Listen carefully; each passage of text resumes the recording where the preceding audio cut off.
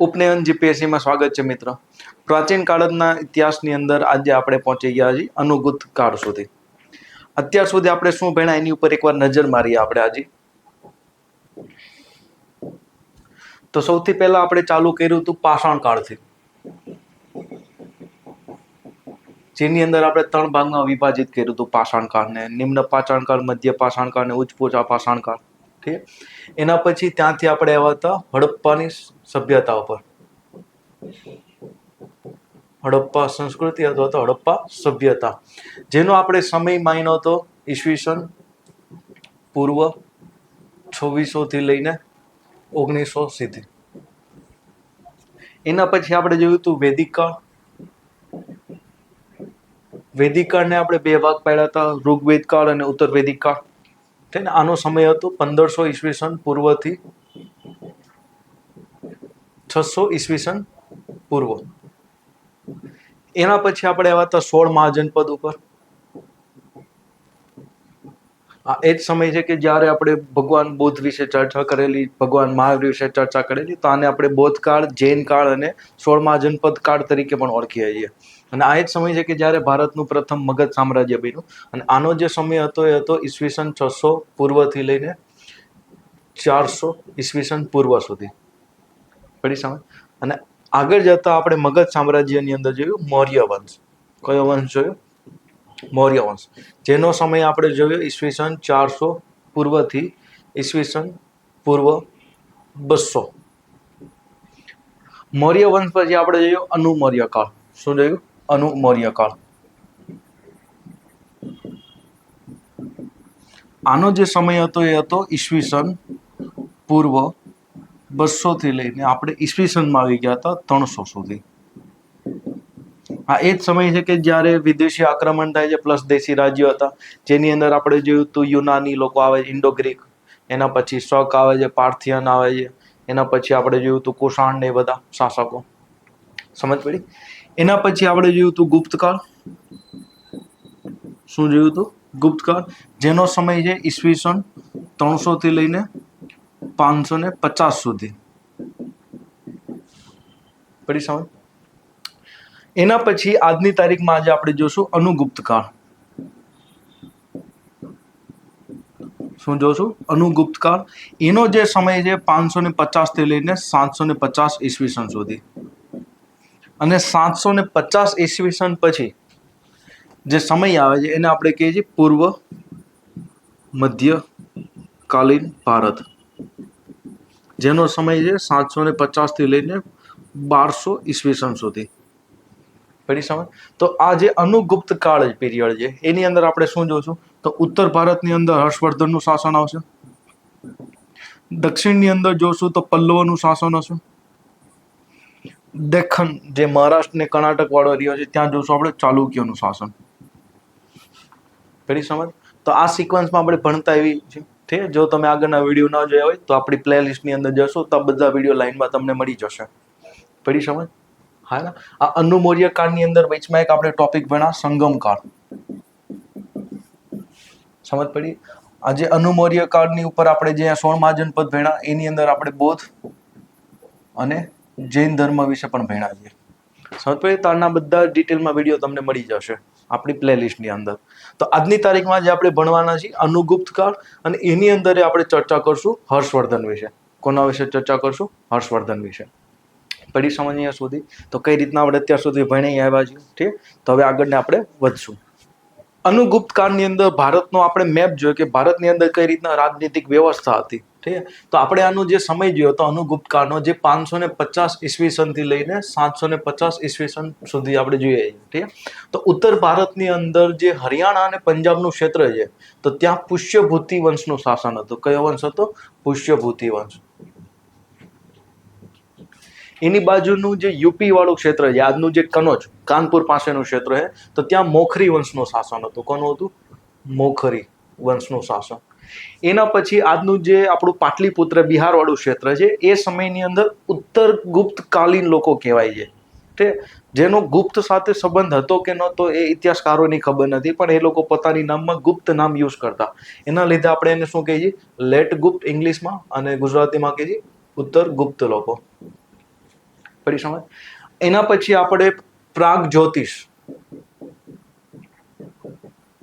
મતલબ કે આજનું આપણું અસમ, ઠીક, એનું બીજું નામ છે કામરૂપ.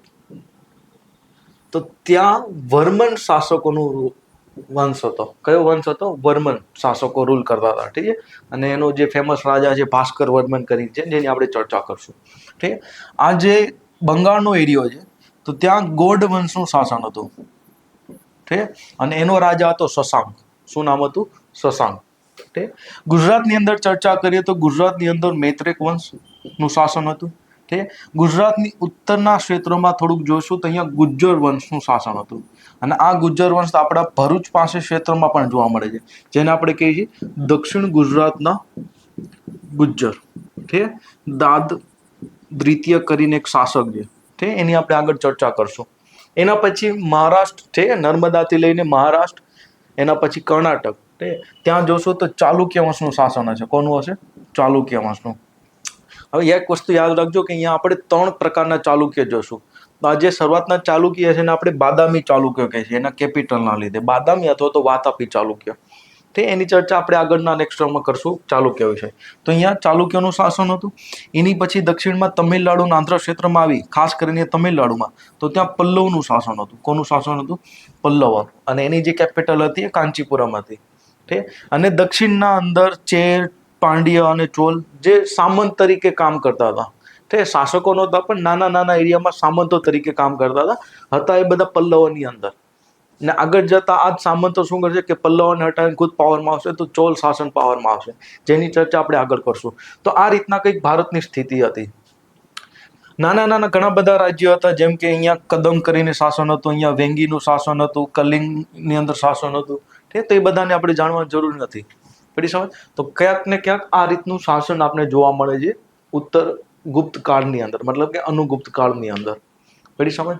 આપણું જે એક્ઝામ રિલેટેડ જે પ્રશ્ન છે, તે જે પૂછાય છે વધારે, એ પૂછાશે આપણે પુષ્યભૂતિમાંથી. અને આ એક પુષ્યભૂતિ છે કે જેનો એક શાસક થઈ ગયો, જેનું નામ હતું હર્ષવર્ધન. શું નામ હતું? હર્ષવર્ધન. તો આપણે એની ચર્ચા કરશું વધારે. ઠીક છે. બાકી આ બે વિશે તો આપણે આગલા લેક્ચરમાં ભણશું. તો આજે ખાલી આપણે હર્ષવર્ધન વિશે ભણશું. ચલો, તો સૌથી પહેલા આપણે જોશું હર્ષવર્ધનના જાણવા માટેના આપણી પાસે સોર્સ કયા કયા છે. તો આ સમયની અંદર હર્ષવર્ધનના દરબારી એક કવિ હતા, જેનું નામ હતું બાણભટ્ટ. શું નામ હતું? બાણભટ્ટ. તમે આ ફોટામાં જોઈ શકો છો. એના 2 મહત્વપૂર્ણ પુસ્તક છે. એક છે હર્ષચરિત,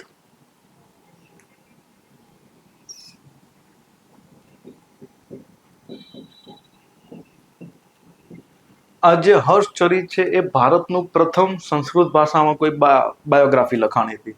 કઈ ભાષામાં લખાણી છે? સંસ્કૃત ભાષામાં એક બાયોગ્રાફી. બાયોગ્રાફીને આપણે કહીએ છીએ જીવની. હિન્દીમાં શું કહેવાય છે? જીવની. જે બાયોગ્રાફી લખાણી હતી, જે હર્ષવર્ધનની જીવનની અંદર એની બાળ અવસ્થા, યુવા અવસ્થા અને એનો જે રાજ્યાભિષેક થાય છે તેની ચર્ચા કરેલી છે. પ્લસ એના પપ્પાનો ને એ બધાની ચર્ચા કરેલી છે, પ્રભાકર વર્મન અને એને બધાની ચર્ચા. સમજ પડી? બીજું આનું પુસ્તક છે કાદંબરી. કયું પુસ્તક છે? કાદંબરી. ઠીક. એ પણ સંસ્કૃતમાં લખાણું છે. ઠીક. અને આ મહાકાવ્ય છે. શું છે? મહાકાવ્ય. પડી સમજ? એવી રીતના આ સમયમાં એક ચીની યાત્રી આવે છે, જેનું નામ છે યુએંગસાન.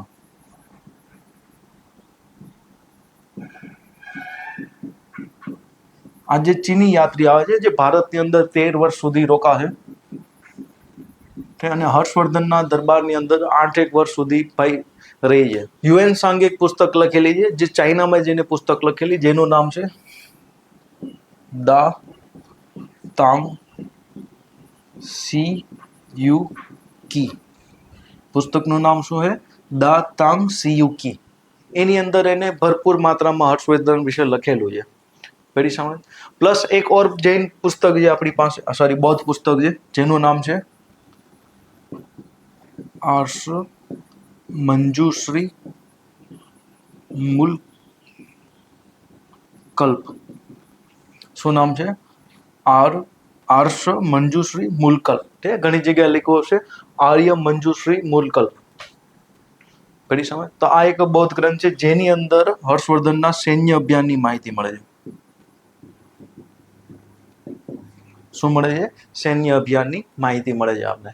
તો સાહિત્યક સ્ત્રોતની અંદર આપણી પાસે 3 પ્રકારના સ્ત્રોત જોવા મળે છે. ઠીક છે? એક છે બાણભટ્ટનું હર્ષચરિત, ઠીક, બીજું છે યુએન સાંગની દા તાંગ શ્રીયુકી, અને ત્રીજું પુસ્તક છે બૌદ્ધ પુસ્તક આર્ય મંજુશ્રી મૂલકલ્પ. તો આ 3 માંથી આપણે માહિતી મળે છે હર્ષવર્ધન વિશે. એવી રીતના આપણે જોઈએ તો ભાઈ પુરાતાત્વિક સોર્સની અંદર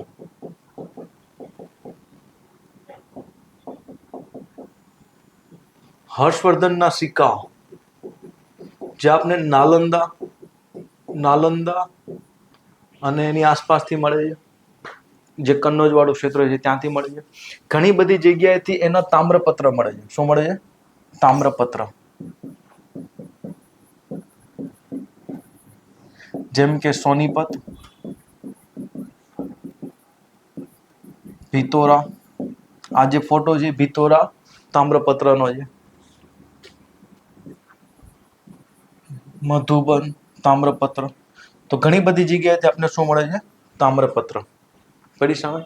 બીજું કે ભાઈ હર્ષવર્ધનનું સૌથી વધુ જો કોઈની સાથે સંઘર્ષ હતો તો એ હતો ચાલુક્ય રાજા પુલકેશી દ્વિતીય. અને બંને વચ્ચે એક યુદ્ધ થાય છે જેની અંદર પુલકેશી જીતી જાય છે અને હર્ષવર્ધન હારી જાય છે. તો પુલકેશીની દરબારની અંદર રવિ કીર્તિ નામના એક અધિકારીએ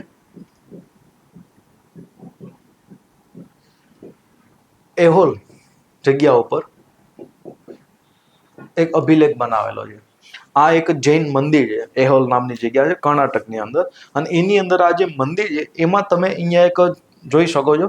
તો અહીંયા અભિલેખ લખેલો છે. સમજ પડી? એ અભિલેખની અંદર પુલકેશી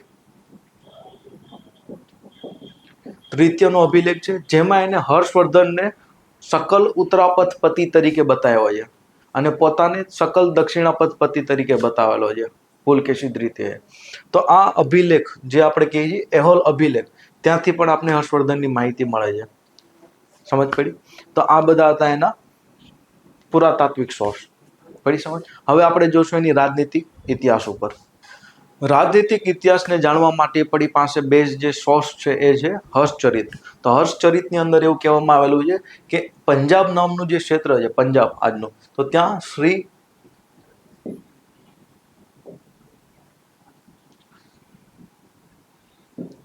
શ્રીકંઠ નામનું જે ક્ષેત્ર હતું ત્યાં સરસ્વતી નદીના કિનારે થાનેશ્વર નામની જગ્યા ઉપર પુષ્યભૂતિ નામનો એક શાસક થઈ ગયો. કોણ થઈ ગયો? પુષ્યભૂતિ નામનો શાસક. અને પોતાની સત્તા સ્થાપી. અને એના લીધે આ વંશને આપણે શું કહીએ? પુષ્યભૂતિ વંશ. કેવો વંશ કહીએ છીએ? પુષ્યભૂતિ વંશ. તો આની માહિતી આપને મળે છે. એના પછી ઘણા બધા શાસકો થઈ ગયા, એની પણ આપણે વિવિધ અભિલેખોમાંથી માહિતી મળે છે. જેમ કે એના પછી થઈ ગયો નંદવર્ધન, એના પછી થઈ ગયો રાજ્યવર્ધન, એના પછી થઈ ગયો આદિત્યવર્ધન, અને એના પછી એનો છોકરો થાય છે પ્રભાકર વર્ધન. કોણ થાય છે? પ્રભાકર વર્ધન.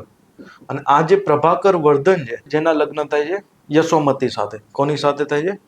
યશોમતી નામની કન્યા સાથે. પ્રભાકર વર્ધન વિશે એવું કહેવાય છે કે એ સમયમાં એને હુણોને હરાવ્યા, સિંધને હરાવ્યું, સિંધ ઉપર કબજો કર્યો હતો, પ્લસ એને ગુજ્જરોને હરાવ્યા હતા.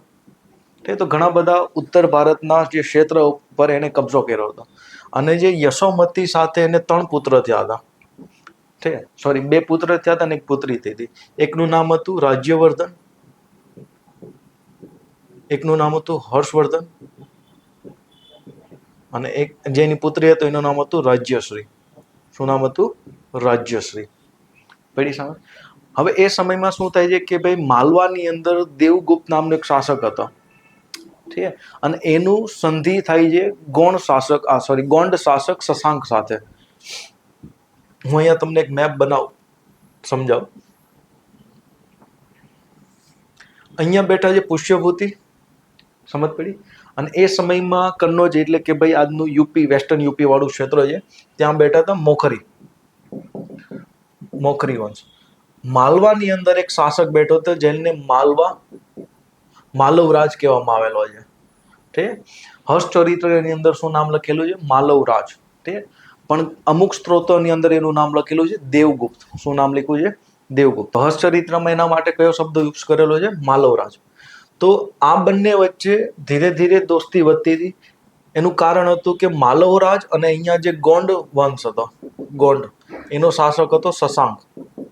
શું નામ હતું? શશાંક. તો આ બંને વચ્ચે મિત્રતા વધતી જતી હતી. પડી સમજ? તો ગોંડ શાસક શશાંક શું કરે છે કે વધુ મદદ કરે છે કોને? માલવરાજને. એના લીધે શું થાય છે કે ભાઈ પ્રભાકર વર્ધન, પ્રભાકર વર્ધન પોતાની પુત્રી રાજ્યશ્રીના લગ્ન કોની સાથે કરાવે છે? મોખરી શાસક ગ્રહવર્મનને. કોની સાથે કરાવે છે? ગ્રહવર્મન સાથે લગ્ન કરાવે છે. આ જોઈને શું થાય છે કે ભાઈ શશાંકને અને માલવરાજ એટલે કે દેવગુપ્તને મજા નહીં આવે. તો શશાંકના કહેવાથી માલવરાજ શું કરે છે? આક્રમણ કરે છે. કની ઉપર? મોખરી રાજ ઉપર, મતલબ કે કન્નોજ, જેનું ઓરિજિનલ નામ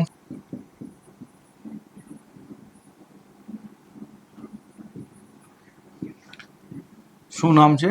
કાન્યકુબ્જ, આજનું કન્નોજ, જે કાનપુર પાસે આવેલું છે. તો કાન્યકુબ્જ એટલે કે કનોજ, એનો શાસક કોણ હતો? મોખરી વંશનો ગ્રહવર્મન. એની સાથે લગ્ન કરાવે છે રાજ્યશ્રીના. કોને લગ્ન કરાવે છે? રાજ્યશ્રીના. હવે આ એ સમય હતો કે જ્યારે પ્રભાકર વર્મનની ઉંમર થઈ ગઈ હતી અને વયોવૃદ્ધ ઉંમરમાં એની મૃત્યુ થઈ જશે. તો એનો જે પુત્ર છે રાજ્યવર્ધન, એ સત્તામાં આવે છે. તો આનો ફાયદો ઉઠાવીને માલવ શાસક શું કરે છે? મોખરી ઉપર આક્રમણ કરે છે અને ગ્રહવર્મનને મારી નાખે છે. શું કરે છે? ગ્રહવર્મનને મારી નાખે છે. આ ઘટનાની જાણ થતાં રાજ્યવર્ધન તરત જ પોતાની સેના લઈને ક્યાં આવે છે? મોખરી, મતલબ કે કન્નોજ ઉપર. અને ત્યાં માલવરાજને હરાવીને એને મારી નાખે છે. કોને હરાવે છે? માલવરાજને હરાવીને મારી નાખે છે. પણ એ જ સમયમાં શશાંક પણ ત્યાં હાજર હોય છે અને શશાંક એક ષડયંત્ર કરીને રાજ્યવર્ધનને મારી નાખે છે. શું કરે છે? રાજ્યવર્ધનને મારી નાખે છે. આ જોઈને શું થાય છે કે ભાઈ જેનો નાનો ભાઈ હર્ષવર્ધન, એ પણ સેના લઈને આવે છે અને એ સેના લઈને જેવો આવશે તો ત્યાંથી શશાંક ભાગી જશે. ઠીક. તો થશે એવું કે શશાંકની પાછળ જવાની જગ્યાએ હર્ષવર્ધન શું કરશે કે પોતાની જે બહેન છે રાજ્યશ્રી, એને ગોતવા માટે વિંધ્ય મતલબ કે માલવ ક્ષેત્રમાં જશે અને એની બેનને પાછી લઈ આવે છે. અને આગળ જતા શું કરે છે કે આ શશાંકનો બદલો લેવા માટે ખુદ એની ઉપર આક્રમણ કરે છે. પડી સમજ? અને અહીંયાથી ઈસવીસન 606 હર્ષવર્ધન શું બને છે? એક શાસક બને છે. શું બને છે? શાસક, હર્ષવર્ધન. પડી સમજ? તો અહીંયા સુધીની સ્ટોરી આપણે બિલ્ડઅપ કરી છે. હવે આપણે ચર્ચા કરશું હર્ષવર્ધન વિશે. તો હર્ષવર્ધન ઈસવીસન 606 ભાઈ શાસક બને છે, પણ એનો રાજ્યાભિષેક છે એ 612 થશે. ક્યારે થશે? 612 ની અંદર રાજ્યાભિષેક થશે. અને 606 શું બને છે? કાન્ય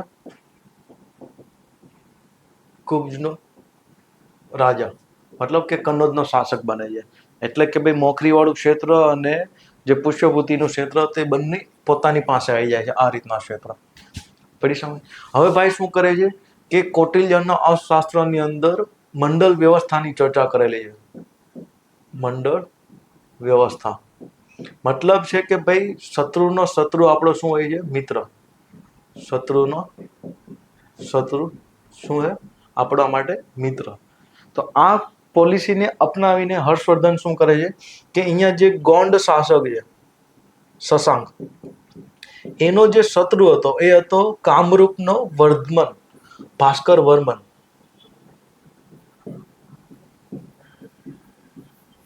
એની સાથે મિત્રતા કરી લે છે. કોણ કરી લે છે? હર્ષવર્ધન. અને એની સાથે મિત્રતા કરીને શું કરે છે કે ભાઈ એ આક્રમણ કરે છે શશાંક ઉપર. તો વચમાં જે અહીંયા ઉત્તરગુપ્ત લોકો હતા, તો એ એની સામે લડાઈ કરતા નથી પણ સરેન્ડર કરી દે છે અને પોતાનું રાજ્ય હર્ષવર્ધનને આપી દે છે. અને ત્યાંથી લઈને આક્રમણ કરતો કરતો ભાઈ ક્યાં આવે છે? શશાંક સુધી. અને શશાંકને હરાવે છે. અને શશાંકને હરાવ્યા પછી એવું કહેવાય છે કે શશાંકને પોતાનું રાજ્ય પાછી આપી દીધું હતું, પણ એક ધમકી આપેલી કે હવે તું ત્યાંથી બહાર નહીં નીકળતો પોતાની રાજધાનીમાંથી.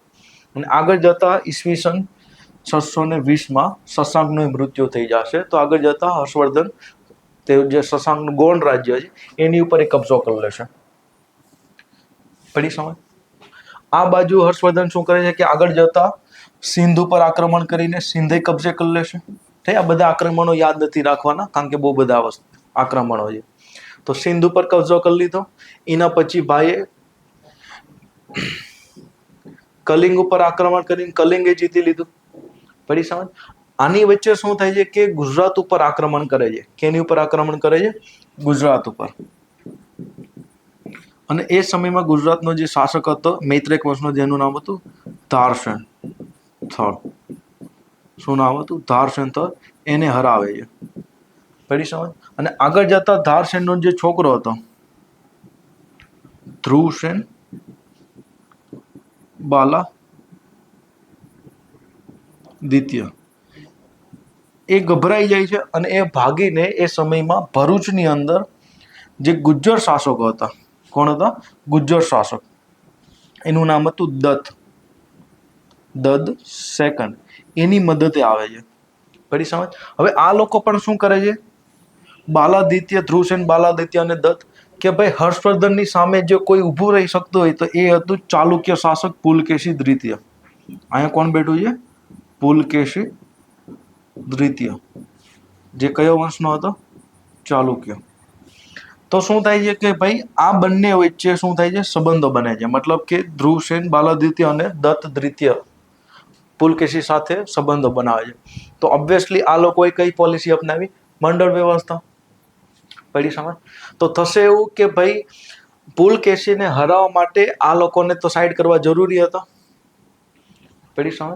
તો એના લીધે શું કરે છે કે હર્ષવર્ધન પોતાની એક છોકરીના લગ્ન ધ્રુવસેન બાલાદિત્ય સાથે કરાવે છે. શું કરે છે? પોતાની છોકરીના લગ્ન ધ્રુવસેન બાલાદિત્ય સાથે કરાવે છે. પડી સમજ? અને ગ્રંથ નિર્માણ બોર્ડમાં એવું લખેલું છે કે પોતાની બીજી છોકરી હતી એના લગ્ન દત્ત સેકન્ડ સાથે કરાવે છે. પડી સમજ? એના લીધે શું થાય છે કે આ જે ક્ષેત્ર હતું એ હવે મિત્ર બની ગયું કોનું? હર્ષવર્ધનનું. પ્લસ આગળ જતા જે હ્યુએન સાંગ છે એ બી લખે છે કે ભાઈ આ ધ્રુવસેન બાલાદિત્યને પોતાના જમાઈ તરીકે સંબોધિત કરે છે હર્ષવર્ધન. મતલબ કે બંને વચ્ચે વૈવાહિક સંબંધો બનાતા.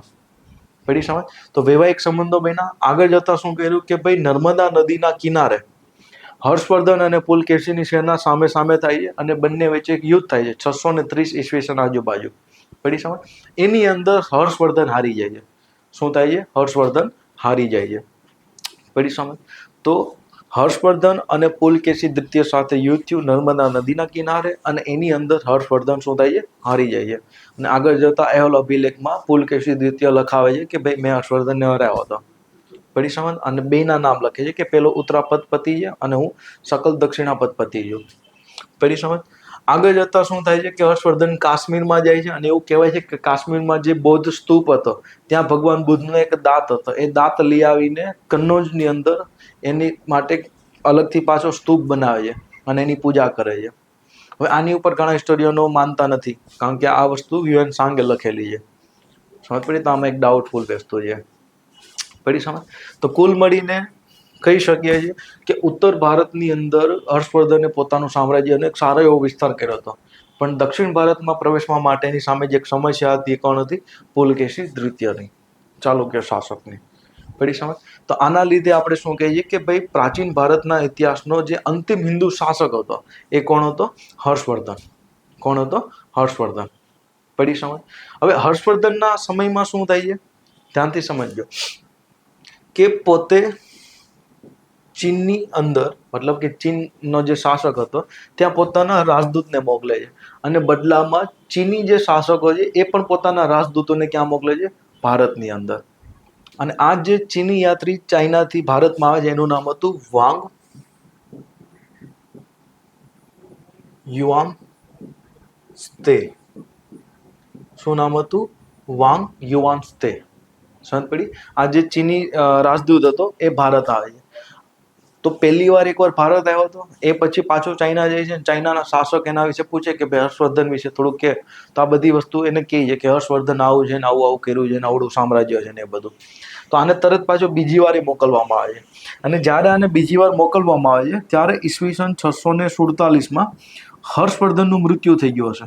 શું થઈ ગયું હશે? હર્ષવર્ધનનું મૃત્યુ. તો એના લીધે શું થાય છે કે હર્ષવર્ધનના કોઈ છોકરા તો હતા નહીં, અને એના જે જમાયા હતા એ ખબર નહીં લમાલી ના નીકળ્યા કે ભાઈ સસરાના રાજ્ય પર કબજો ના કરી શક્યા. તો થશે એવું કે આનો એક મંત્રી હતો, એનું નામ હતું અર્જુન. શું નામ હતું? અર્જુન. એ શું કરે છે, કનોજની ગાદી ઉપર કબજો કરી લે છે. પડી સમજ? અને જેવો વાંગ યુઆનસેંગ આવે છે એને પકડી લે છે. તો વાંગ યુઆનસેંગ ત્યાંથી ભાગી જાય છે અને જે કામરૂપના રાજા છે વર્મન, એની મદદથી શું કરે છે, મોટી એક સેના લઈને આવે ને અર્જુનને હરાવે છે. અને આ યુદ્ધ નેપાળ અને ભારતની બોર્ડર વચ્ચે થયું છે એવું કહેવામાં આવે છે.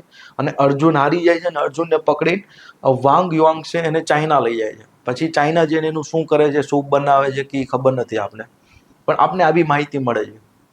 પડી સમજ? તો ઘણા હિસ્ટોરિયનનું શું માનવું છે કે અર્જુન એનો ઉત્તરાધિકારી નહોતો હર્ષવર્ધનનો, પણ હર્ષવર્ધનના મૃત્યુ પછી શું થાય છે કે એના રાજ્યના નાના નાના ટુકડા થઈ જાય છે. તો જે નેપાળ બાજુનું ક્ષેત્ર હતું એ નાનું અમથું ક્ષેત્ર અર્જુનના પાસે હતું, અને અર્જુને પછી યુઆનસેંગ સાથે યુદ્ધ કર્યું હશે એવું માનવામાં આવે છે. ખેર, તો હિસ્ટ્રિકલ ડિબેટ છે, આપણે એમાં પડવાનું નથી.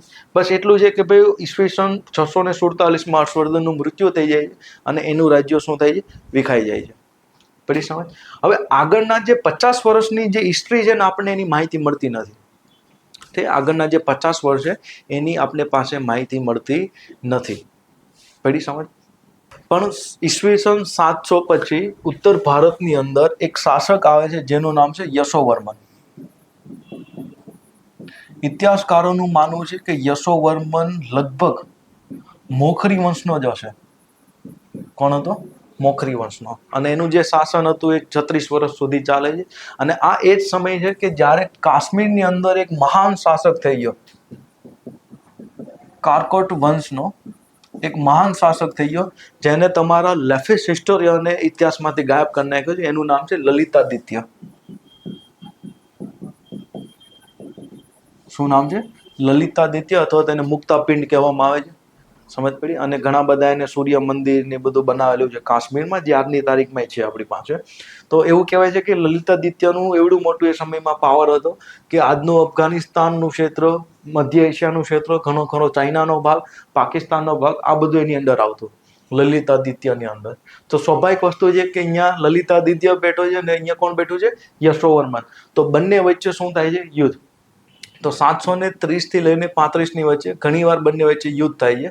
અને એની અંદર ફાઇનલી યશોવર્મન હારી જાય છે. શું થાય છે? યશોવર્મન હારી જાય છે અને લલિતાદિત્ય જીતી જાય છે. સમજ પડી? તો હર્ષવર્ધનના મૃત્યુના 50 વર્ષ સુધીનો ઇતિહાસ આપણી પાસે નથી, પણ આગળના જે 50 વર્ષનો ઇતિહાસ છે આપણી પાસે આ રીતના છે. અને આ ઇતિહાસ પણ આપણી પાસે એકદમ નાની અમથી સ્ટોરીમાંથી જ મળે છે. કારણ કે એક લેખક છે, એને ગોંડ વંધ કરીને એક પુસ્તક લખ્યું છે, ગોડ વંધ. ઠીક છે? એની અંદરથી આપણને માહિતી મળે છે. ખેર, લલિતાદિત્ય વિશે તો રાજતરંગીણીમાં ઘણું બધું આપણે લખેલું જોવા મળે છે. પડી સમજ? તો આ રીતના આગળનો ઇતિહાસ ચાલે છે ઉત્તર ભારતનો. પડી સમજ? ચાલો, તો અહીંથી એકવાર ઇતિહાસની ઉપરથી સવાલ પૂછવાનો તો ગુજરાતથી આપણી જીપીએસસી મેન્સની અંદર સવાલ એવો હતો કે હર્ષવર્ધનના ગુજરાત સાથેના સંબંધો ઉપર ટૂંકી નોંધ લખો. ઠીક? આ 2017ની એક્ઝામમાં પૂછવાનો હતો અને 5 માર્ક્સનો સવાલ હતો, એટલે બહુ લાંબુ લખવાની જરૂરી નથી.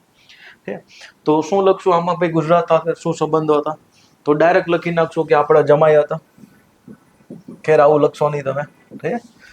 શું લખશો કે ભાઈ ગુજરાત અને જે લાટવાળું ક્ષેત્ર છે, ઠીક, કે જ્યાં પુલકેશી દ્વિતીયનું પ્રભુત્વ હતું, એને દૂર કરવા માટે અને પુલકેશી દ્વિતીય સામે યુદ્ધ કરવા માટે હર્ષવર્ધન માટે એક સમસ્યા હતી મૈત્રેક વંશો.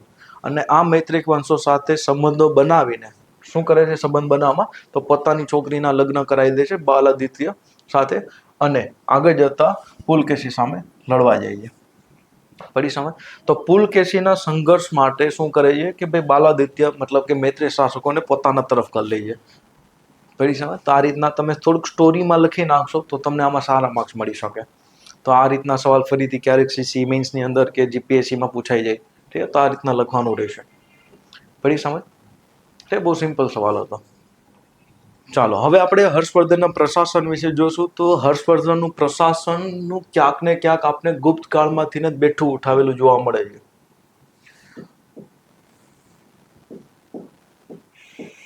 તો ગુપ્ત કાળના પ્રશાસનનું અહીંયા શું જોવા મળે છે? આપને રેપ્લિકા મતલબ કોપી જોવા મળે છે. સમજ પડી? કેન્દ્રની અંદર બેઠો હશે ઓબ્વિયસલી રાજા, હા ના? અને રાજાનું આખું જે ક્ષેત્ર હતું એને કહેતા રાષ્ટ્ર. શું કહેતા? રાષ્ટ્ર. અથવા તો દેશ. હવે રાજાને મદદ કરવા માટે અહીંયા કેન્દ્રીય મંત્રીમંડળ. સમજ પડી? આ સેમ ટુ સેમ જે અલગ અલગ મંત્રીઓ, અલગ અલગ અધિકારીઓ હતા જે ગુપ્ત કાળમાં હતા, એ જ બધા ક્યાંક ને ક્યાંક આપને અહીં જોવા મળે છે. પડી સમજ? એટલે હું એને ડિટેલમાં નથી કરાવતો, આપણે ગુપ્તકાળમાં ઓલરેડી પ્રશાસનમાં ભણી ગયા છીએ. અને અહીંથી મોસ્ટ ઓફલી સવાલ પૂછાય નથી હજી સુધીમાં, કારણ કે આના વિશે આપણને ડિટેલમાં માહિતી મળતી બી નથી પ્રશાસન હોય. બીજી બાજુ પ્રાંતોનો આ લોકો ભુક્તિ કહેતા. શું કહેતા? ભુક્તિ. અને એનો જે લીડર છે એને કહેતા ઉપરીખ મહારાજ. ગોપ્તા. ઠીક. શું કહેતા? ગોપ્તા, ઉપરીખ મહારાજ. રાજસ્થાનીય. અલગ અલગ નામ આપવામાં આવ્યા હતા. ઠીક. અને મોસ્ટ ઓફલી અહીંયા સામંતો હતા, જે શાસકોને હરાવ્યા હતા એ લોકોને પોતાની અંડર જ રાખ્યા હતા. એટલે એ લોકો સૈન્ય તરીકે મદદ બી કરતા, સૈન્ય દઈને અને ટેક્સ આપીને. પડી સમજ? તો અહીંયા ભુક્તિ એટલે કે પ્રાંતો સૂચવે છે. પડી સમજ? જિલ્લા સ્તર ઉપર વિષય. શું આવે છે? વિષય. એના નીચે આવે છે તાલુકા લેવલ ઉપર પઠક, અને એના નીચે આવે છે ગામ. સમજ પડી? તો આ સેમ ટુ સેમ જે વ્યવસ્થા છે એ ડીટો ડીટ કેની હતી? ગુપ્તકાળની. અને એ જ વ્યવસ્થાને અહીંયા શું લેવામાં આવે છે? કોપી કરવામાં આવે છે. પડી સમજ? હર્ષવર્ધનના સમયમાં. હવે હર્ષવર્ધનની આપણે સિદ્ધિ જોશું તો એને ઘણા બધા કલ્યાણકારી કાર્યો કર્યા છે. શું કર્યા છે? કલ્યાણકારી કાર્યો. જેની અંદર આપણે જોશું કે એને રસ્તાઓ ઉપર વૃક્ષો વાવ્યા, ઠીક, પાણીની વ્યવસ્થા કરી, પ્લસ વિશ્રામ ગૃહ બનાવ્યા. શું બનાવ્યા? વિશ્રામ ગૃહ. એટલે લોકો આરામ કરી શકે, છાંયડો મળતો હોય એના માટે વૃક્ષો વાવ્યા. પ્લસ એને ઘણી બધી સિંચાઈની યોજનાઓ બનાવી, મતલબ કે નહેરો બનાવ્યા, કુવાને એવું બનાવ્યું, જેથી કરીને કૃષિને શું મળે? પ્રોત્સાહન મળે. પડી સમજ? બીજું કે આને ઘણી બધી સારી પોલીસ વ્યવસ્થા અને ગુપ્તચર વ્યવસ્થા બનાવી રાખી હતી, જેથી કરીને કાયદા વ્યવસ્થા સારી રહે. તો કાયદા વ્યવસ્થા બનાવી રાખવા માટે ગુપ્તચરો અને પોલીસની સારી વ્યવસ્થા કરી રાખી હતી. સમજ પડી? પ્લસ યોગ્ય ન્યાયતંત્ર હતું, જે દીવાની અને ફોજદારી ટાઈપનું હતું, જે આપણે ગુપ્તકાળમાં જોવા મળે છે એ જ જોવા મળે છે. તો અહીંયા હ્યુએન લખે છે કે ભાઈ રાજ્યની અંદર કાયદા વ્યવસ્થા બહુ સારી હતી, છતાં હ્યુએન લખે છે કે હું 2 વાર લૂંટાઈ ગયો. એટલે અહીંયા સંભાવના એ છે કે ભાઈ હર્ષવર્ધનના દરબારની અંદર, મતલબ કે એના ક્ષેત્રમાં નહીં પણ આખા ભારતમાં એને જ્યારે ભ્રમણ કર્યું હતું ત્યાં અન્ય જગ્યાએ લૂંટાણો હશે. પડી સમજ? ટોટલ 13 વર્ષ રહ્યો તો એમાંથી 8 વર્ષ તે હર્ષવર્ધન સાથે રહ્યો છે. બાકી એને ગુજરાતની યાત્રા કરેલી, કાશ્મીરની યાત્રા કરેલી, અસમની યાત્રા કરેલી, ચાલુક્યની યાત્રા કરેલી, પલ્લવની યાત્રા કરેલી. તો એ બીજે ક્યાંક લૂંટાણો હશે એવું આપણે માનવામાં આવે છે. તો હ્યુએન શું લખે છે કે હર્ષવર્ધનની અંદર સારી વ્યવસ્થા હતી, ન્યાયતંત્ર બહુ સારું હતું. ન્યાયતંત્રમાં આપણે અંગભંગની સજા, મૃત્યુદંડની સજા, એ બધું જોવા મળતું. પડી સમજ? બાકી લોકો ખુશ હતા, ઠીક, ક્રાઇમ બહુ ઓછો હતો, એવું બધું હ્યુએન સાંગે લખ્યું છે.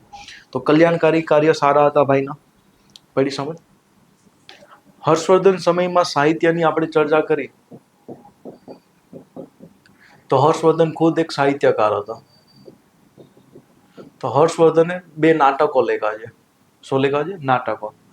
એકનું નામ છે રત્નાવલી. રત્નાવલીમાં પ્રેમ કથા છે, ઠીક. એક રત્નાવલી નામની એક મહિલા છે, એની એક રાજા સાથે પ્રેમ કથા છે, તો એ ટાઈપની એક નાટક લખાણું છે. બીજું છે પ્રિયદર્શિકા.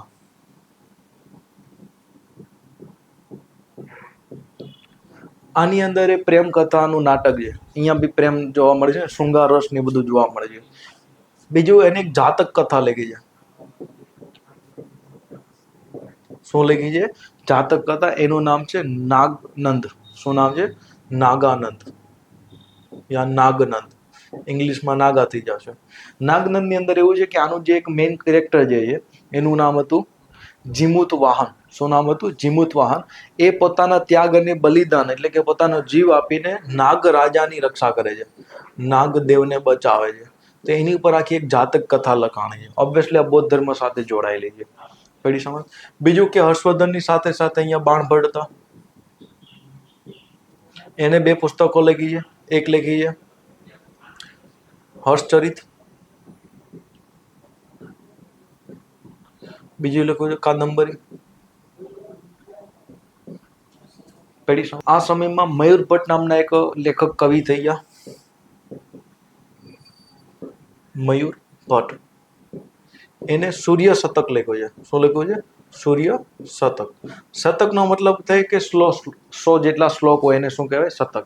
તો સૂર્ય શતક લખ્યું છે મયુર ભટ્ટ નામના કવિએ. સમજ પડી? આના દરબારની અંદર એક કહેવાય છે કે ભાઈ જયસેન નામના એક સૌરાષ્ટ્રના કવિ આના દરબારમાં હતા. જયસેન ક્યાંના હતા? સૌરાષ્ટ્રના. અને એના માટે હર્ષવર્ધને 80 ગામો દાન આપેલા. તો એવી આપને માહિતી મળે છે. પછી સમજ. તો સાહિત્યની અંદર ખુદ હર્ષવર્ધન એક તો સાહિત્યકાર હતો. રત્નાવલી અને પ્રિયદર્શિકા નામના નાટક લખ્યા છે આ બે. બીજું કે એને એક જાતક કથા લખી છે નાગાનંદ. ઠીક છે? તો નાગાનંદ. પછી સમજ. બીજું છે બાણભટ્ટ હર્ષચરિત્ર અને કાદંબરી. મયુર ભટ્ટની સૂર્ય શતક અને જયસેન નામના એક સૌરાષ્ટ્રના કવિ હતા જેને 80 જેટલા ગામો દાનમાં આપેલી દેવામાં આવેલા છે. પછી સમજ. તો સાહિત્યની અંદર ઘણી સારી ઉપલબ્ધિ હતી હર્ષવર્ધનની. હવે એના ધર્મ વિશે આપણે જાણીએ. તો આના જે પિતાની બધા હતા પ્રભાકર વર્મનની બધા, તો પહેલેથી આ બધા શૈવ ભક્ત હતા. શું હતા? શૈવ ધર્મને માનતા હતા, ભગવાન શિવને. પછી સમજ. પણ થાય છે એવું કે ભાઈ જ્યારે પોતાની બેન રાજ્યશ્રીને ગોતવા માટે વિંધ્યના જંગલોમાં આટા મારતા છે તો ત્યાં દિવાકર મિત્ર નામના બૌદ્ધ સાધુ મળે છે. અને એના પ્રભાવમાં આવીને હર્ષવર્ધન બૌદ્ધ ધર્મ અપનાવે છે. શું કરે છે? બૌદ્ધ ધર્મ અપનાવે છે. છતાં પણ ધર્મની બાબતમાં સહિષ્ણુ હતો હર્ષવર્ધન. કારણ કે એની માહિતી આપણે આગળ મળે છે. આગળ હું હમણાં ચર્ચા કરીશ. તો શરૂઆતમાં કેવો હતો? શૈવ ધર્મ. સમજ પડી ને? આગળ જતા દિવાકર મિત્રના પ્રભાવમાં આવીને શું કરે છે? બૌદ્ધ ધર્મ અપનાવી લે છે. યુએન સાંગ લખે છે કે ભાઈ મારી અધ્યક્ષતામાં, મતલબ કે યુએન સાંગની અધ્યક્ષતામાં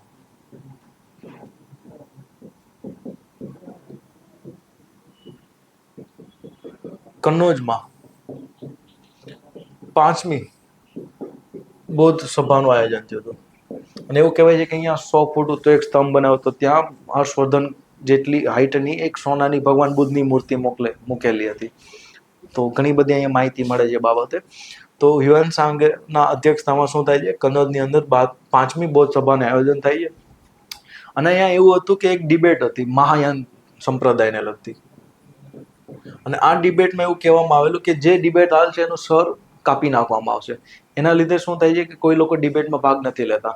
જેના લીધે જે હીનયાનના લોકો છે એ થોડુંક તોફાન કરે છે. તો જેટલા બી તોફાની લોકો હતા એ લોકોને પકડીને મોતની સજા આપવામાં આવે છે. એવું યુએન સાંગે લખેલું છે. પડી સમજ. બીજું કે ભાઈ હર્ષવર્ધન વિશે એવું કહેવાય છે કે દર 5 વર્ષે પ્રયાગમાં તીર્થધામમાં, પ્રયાગ એટલે કે આજનો અલ્હાબાદ, કે જેને આપણે તીર્થધામ કહીએ, ત્યાં મોક્ષ પરિષદ નું આયોજન કરતા દર 5 વર્ષે. શાનું આયોજન કરતા? મોક્ષ પરિષદનું. તો યુએન સાંગ લખે છે કે આ મોક્ષ પરિષદની અંદર એણે સૌથી પહેલા બૌદ્ધ ધર્મને ખૂબ દાન આપ્યું, એના પછી શૈવ ધર્મને ખૂબ દાન આપ્યું, પછી જૈન ધર્મને ખૂબ દાન આપ્યું. તો એવું કહે છે કે આ 70 થી 75 દિવસ સુધી જે આ મોક્ષ પરિષદ ચાલી હતી એમાં એને 5 વર્ષનું કમાણી પોતાની બધી દાનમાં આપી દીધી હતી. તો અઢળક પુષ્કળ દાન આપતો હતો. ખાસ કરીને કોને આપતો? બૌદ્ધ, પછી શૈવ, પછી જૈન, અને એના પછી જે વધ્યું એ ગરીબોમાં એમાં બાંટતો. તો અઢળક દાન આપતો હર્ષવર્ધન, એવું કહેવાય છે. સમજ પડી? તો એના ધર્મ વિશે આપણે ચર્ચા કરી હર્ષવર્ધનની. હવે બીજી સિદ્ધિઓની ચર્ચા કરીએ તો એવું કહેવાય છે કે હર્ષવર્ધનને નાલંદા જે યુનિવર્સિટી છે જે કુમારગુપ્તના સમયમાં બનેલી, તો આ યુનિવર્સિટીને ચલાવવા માટે એને 100 જેટલા ગામો દાનમાં આપી દીધા. હવે આ જે 100 જેટલા ગામો હતા એમાંથી જેટલું બી કર વસૂલાતું એ બધું કરનો ઉપયોગ ક્યાં થતો? નાલંદા યુનિવર્સિટીની અંદર. અને દેશ દુનિયામાંથી ઘણા બધા લોકો અહીંયા ભણવા માટે આવતા. અને આ ખાલી બૌદ્ધ ધર્મ માટે જ નહોતું. અહીંયા તમને જ્યોતિષી, ચિકિત્સા, ઠીક છે, સનાતન ધર્મ, બૌદ્ધ ધર્મ, જૈન ધર્મ, બધાનું જ માહિતી મળતી, બધાનું જ જ્ઞાન મળતું. પડી સમજ. આર્ટ એન્ડ કલ્ચરની અંદર વાત કરીએ તો એને કહેવાય છે કે ઘણા બધા સંઘારામ એટલે કે વિહારો અને સ્તૂપો બનાવ્યા હતા કન્નોજની આસપાસ. પણ એનું એક જે ફેમસ મંદિર છે એ છે મુંડેશ્વરીનું મંદિર, અષ્ટકોણીય.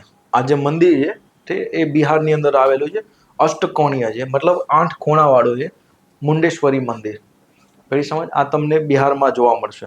તો અમુક લોકોનું માનવું છે કે હર્ષવર્ધનના સમયમાં હવે પિલર વગરના મંદિરો બનવાના ચાલુ થયા હતા. તો અહીંયા આપને અંદર ક્યાંય પિલર જોવા મળશે નહીં. ઓબ્વિયસલી ઉપર કાંક હશે, એ હવે તૂટી ગયો છે. તો આ મુંડેશ્વરી ટેમ્પલ આપને જોવા મળે છે, જેને અષ્ટકોણીય મંદિર પણ આપણે કહીએ છીએ, જે હર્ષવર્ધને બનાવ્યું હતું એવું કહેવામાં આવે છે. પડી સમજ? અને અહીંયા એક ડિબેટની વસ્તુ છે કે એણે બનાવ્યું હતું કે નહોતું બનાવ્યું. પડી સમજ? તો હર્ષવર્ધનના સમયની અંદર ભારતની અંદર ઉત્તર ભારતમાં રાજ્યોને એક કરીને એક સામ્રાજ્ય બનાવ્યું હતું, જેના લીધે હર્ષવર્ધને મહારાજા ધીરાજા અને ચક્રવર્તીની ઉપાધિ ધારણ કરી હતી. સમજ પડી? તો સમ્રાટ બી ઉપાધિ ધારણ કરી હતી, પણ એને ચક્રવર્તીની ઉપાધિ પણ ધારણ કરેલી. ઠીક છે? તો ભારતના ઇતિહાસમાં ઘણા શાસકો ચક્રવર્તી બનવા માંગતા હતા, તો હર્ષવર્ધને ચક્રવર્તીની ઉપાધિ ધારણ કરી હતી. પડી સમજ? ચાલો હવે ભણીએ જીપીએસસી દ્વારા પ્રિલિમની અંદર કયા ટાઈપના સવાલ પૂછવાના છે હર્ષવર્ધનને સંબંધિત. સમજ પડી? તો અહીંયા જોઈએ કે દખણમાં હર્ષવર્ધનના લશ્કરી વિસ્તરણને ખાલરિયા દ્વારા અંકુશિત કરવામાં આવ્યો. મતલબ કે કોણ શાસક હતો કે જેને દક્ષિણની અંદર આને જતા રોક્યો? ઓબ્વિયસલી નામ શું હતું? પુલકેશી તૃતીય. એ રીતના એક સવાલ છે કે હર્ષવર્ધને 2 મહાન ધાર્મિક સભાનું આયોજન કર્યું હતું, ક્યાં સ્થળે? તો એક તો ખબર છે કે ભાઈ કન્નૌજમાં કર્યું હતું, અને જે બીજું કર્યું હતું ક્યાં કર્યું હતું? પ્રયાગની અંદર. પડી સમજ? એના પછી છે કે હર્ષવર્ધનના સંદર્ભમાં નીચેના પૈકીના વિધાનો કયા સાચા છે? તો 4 વિધાનો આપેલા છે કે તેણે વલ્લભીના મિત્ર, અહીંયા મૈત્રેક આવશે એકચ્યુઅલી, જીપીએસસી વાળા ઘણી મિસ્ટેક કરે છે પ્રિન્ટિંગમાં. તો મૈત્રેક શાસક ધ્રુવસેન દ્વિતીયને હરાવ્યો હતો. પડી સમજ? બીજું છે કે મૈસૂરના ભાસ્કર વર્મન તેનો સાથી હતો. ત્રીજું છે દર 5 વર્ષે તેને પ્રયાગમાં મહામોક્ષા પરિષદની રચના બોલાવી હતી. અને ચોથું છે કે તેમણે પોતે કાદંબરી લખી હતી. પડી સમજ? તો આનો આન્સર તમે મને કોમેન્ટ બોક્સની અંદર જણાવશો. પડી સમજ? તો આવી જ રીતના જાણકારી મેળવવા માટે ઉપનયન જીપીએસ સાથે જોડાયેલા રહો.